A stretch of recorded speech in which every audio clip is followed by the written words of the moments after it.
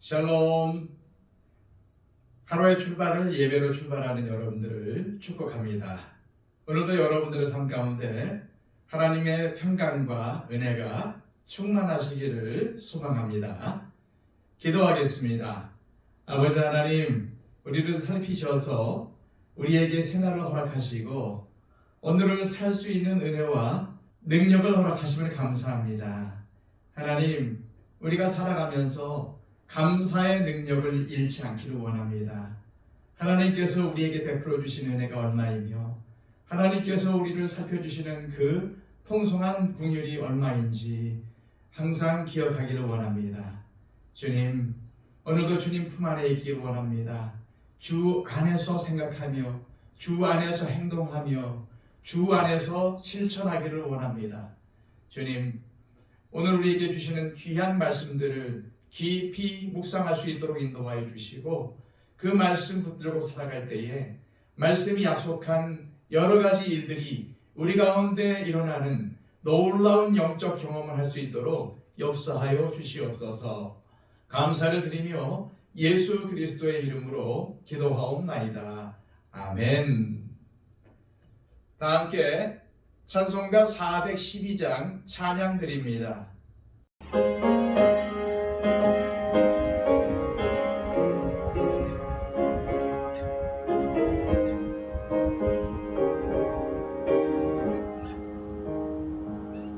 내 영혼을 그 깊은 데서 맑은 가락이 울려나네. 하늘 곡조가 언제나 흘러나와 내 영혼을 고이 사네.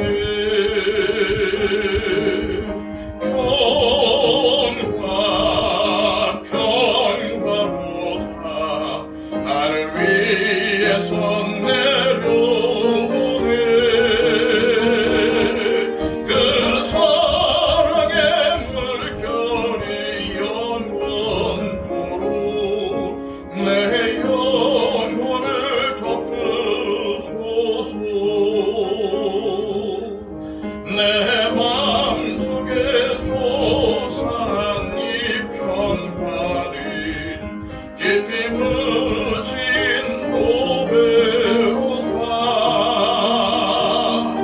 나의 보화를 캐내어 가져갈 자 그 아무도 없으리라.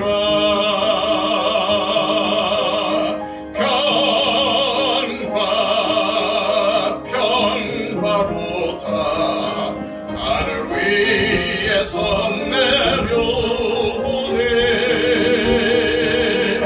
그 사랑의 물결이 영원토록 내 영혼을 덮으소서. 내 영혼의 평화가 넘쳐나는 주의 큰 복을 받음이라. 내가 주야로 주님과 함께 있어 내 영혼이 편히 쉬네.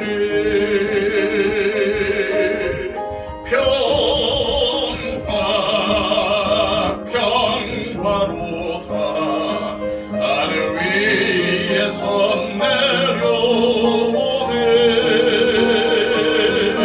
그 사랑의 물결이 영원토록 내 영혼을 덮으소서. 이 땅 위에 험한 길 가는 동안 참된 평화가 어디 있나. 우리 모두 다 예수를 친구 삼아 참 평화를 누리겠네.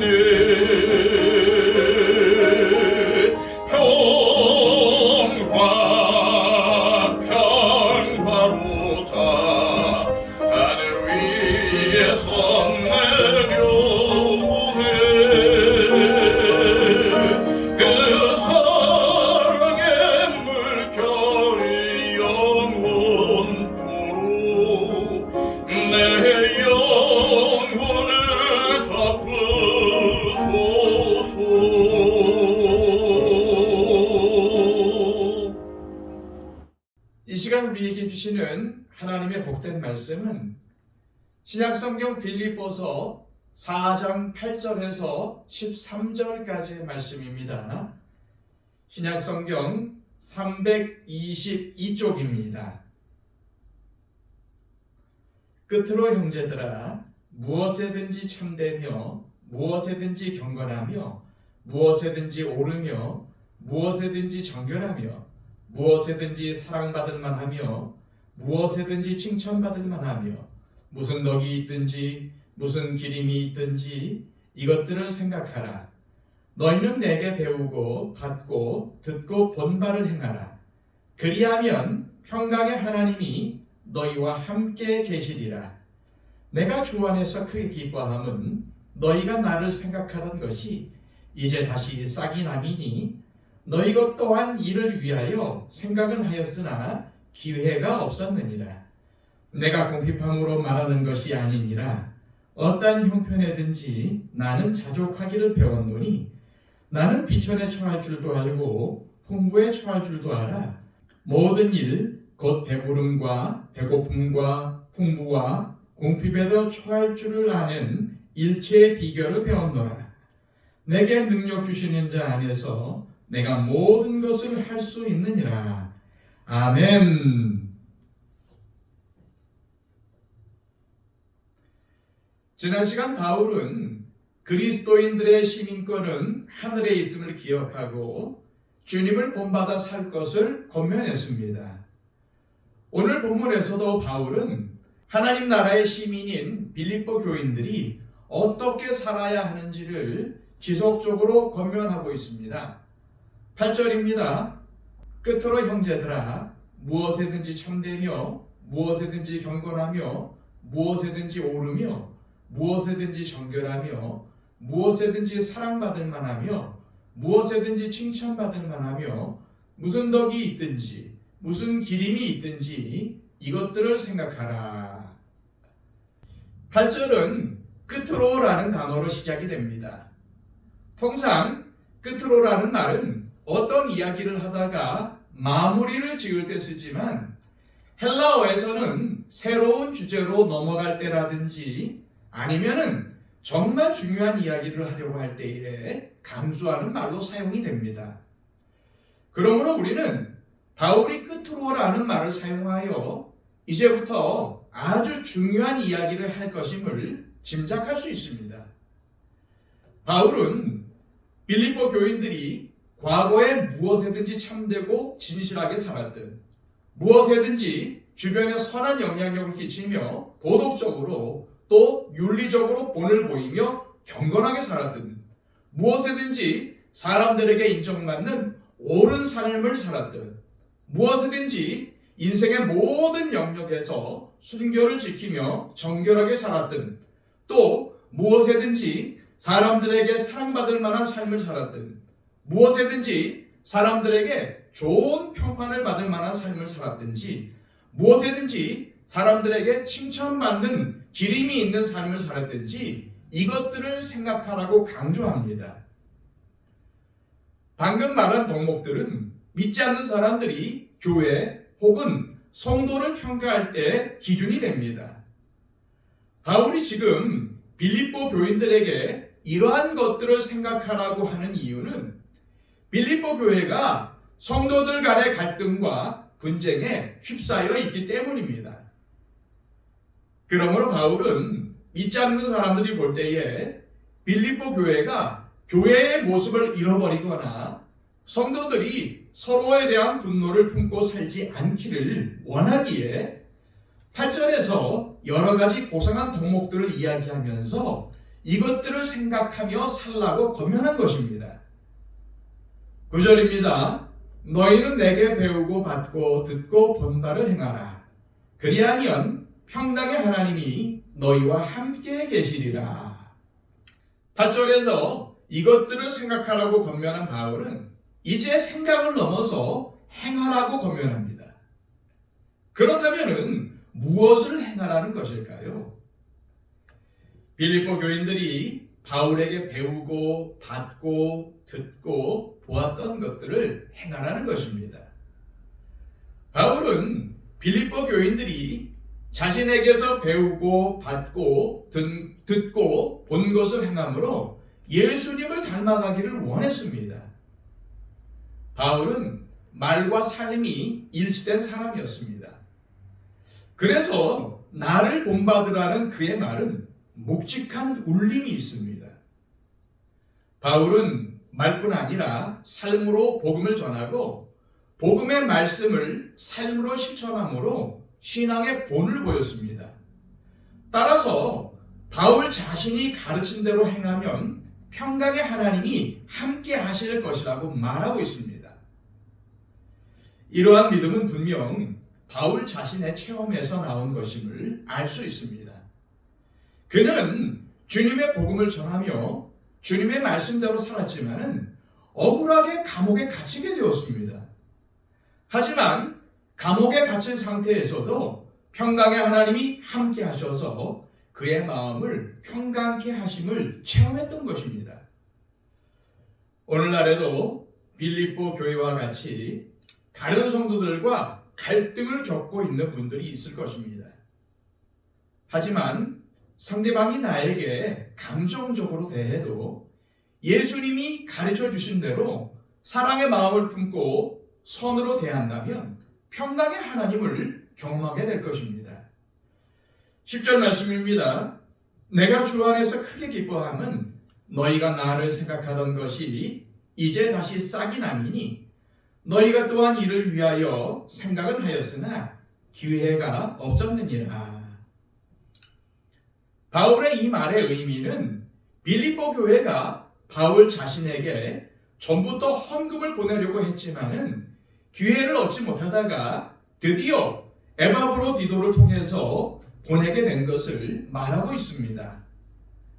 바울은 주께서 빌립보 교인들에게 그러한 선한 마음을 갖게 하셨고 또 그것을 실행할 수 있는 길을 열어주신 것에 대해서 주 안에서 크게 기뻐한다고 말합니다.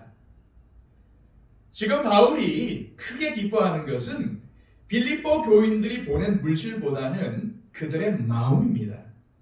그래서 자신을 생각하는 그들의 마음을 통해서 크게 위로를 받았다는 의미입니다. 자, 이제 11절과 12절 말씀입니다. 내가 궁핍함으로 말하는 것이 아니니라. 어떠한 형편에든지 나는 자족하기를 배웠노니 나는 비천에 처할 줄도 알고 풍부에 처할 줄도 알아. 모든 일, 곧 배부름과 배고픔과 풍부와 궁핍에도 처할 줄 아는 일체의 비결을 배웠노라. 바울은 자신이 어떠한 형편에 처하든지 자족하기를 배웠기 때문에 궁핍한 상황이 전혀 문제가 되지 않는다고 말합니다. 모든 것이 부족한 궁핍이라는 상황은 있었지만은 궁핍에 처한 바울의 자세는 그럼에도 불구하고 감사하고 주신 것에 대한 자족하는 마음이 있었습니다.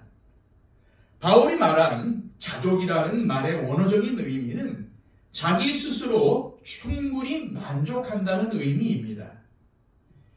이 자족은 당시 헬라 철학에서 가장 핵심이 되는 덕목이었습니다. 당시 헬라 철학에서는 인간 속에 들어있는 모든 욕망을 제거하면은 인간의 노력으로 자족을 이룰 수 있다고 믿었습니다. 그래서 그들은 진정으로 행복하기를 원한다면 더 가지려 하기보다는 욕망을 줄이라고 했습니다.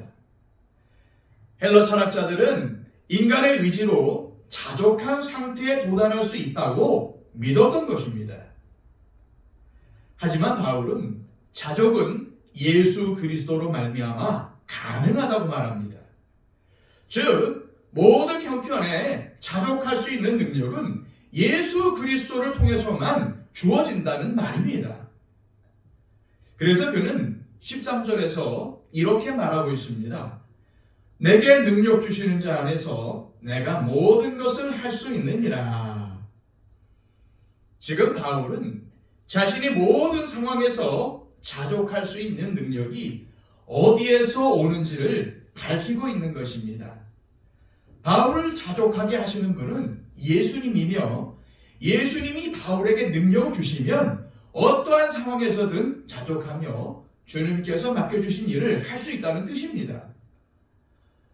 우리는 종종 이 구절을 예수님께서 능력 주시면은 우리가 하지 못할 일이 전혀 없다는 의미로 해석을 합니다. 하지만 이 구절은 본문의 문맥에서 해석을 해야 합니다. 바울은 자신이 절대적으로 모든 것을 다 할 수 있다고 말하는 것이 아닙니다. 여기서 모든 것은 앞서 바울이 12절에서 밝힌 배부름과 배고픔, 풍부함과 궁핍입니다. 즉 아무것도 없는 궁핍과 모든 필요가 넘치는 풍부를 포함한 모든 상황에서도 자족하며 지낼 수 있는 능력이 있음을 말한 것입니다. 바울은 그러한 능력이 오직 예수 그리스도를 통해서만 가능하다는 것을 말합니다. 이것은 역으로 예수 그리스도를 통하지 않으면 아무것도 할 수 없다는 말이기도 합니다. 그렇습니다. 상황이 우리를 살게 하는 것이 아니라 예수 그리스도께서 우리를 살게 하십니다. 자족은 환경이 아닌 예수 그리스도를 힘입어 살아가는 사람에게 선물로 주어지는 것입니다. 이 땅을 살아가는 우리 역시도 고달픈 삶을 살 때가 있고 크고 작은 문제에 짓눌려 살 때도 있습니다. 그러나 하나님께서 그 시간을 통해서 우리를 연단하고 계신다는 것을 우리는 잊지 말아야 합니다. 이러한 하나님의 훈련을 통해서 우리 역시도 어떠한 환경에서도 자족할 수 있는 비결을 발견하시기를 소망합니다. 이 시간 기도하실 때 하나님 아버지, 환경과 상황에 따라 일희일비했던 우리의 어리석음을 불쌍히 여겨 주옵시고 이제 우리의 눈이 주님의 말씀을 향하게 하시고 우리의 몸이 주님의 말씀을 행하게 하옵소서. 그리하여 우리가 주님 안에서 자족함을 누리기를 원합니다. 주님의 평강으로 우리를 덮으시고 오늘 하루를 살아갈 수 있는 힘을 우리에게 주옵소서라고 기도하시기를 바랍니다. 우리의 중보가 필요한 모든 분들을 위해서 중보해 주십시오. 특별히 전쟁이 일어나고 있는 이스라엘, 하나님께서 그 땅에 하루속히 평화를 주시기를 기도해 주시기를 바랍니다. 지진이 일어나서 고통을 당하고 있는 곳도 있습니다. 그분들을 위해서도 기도해 주시고요.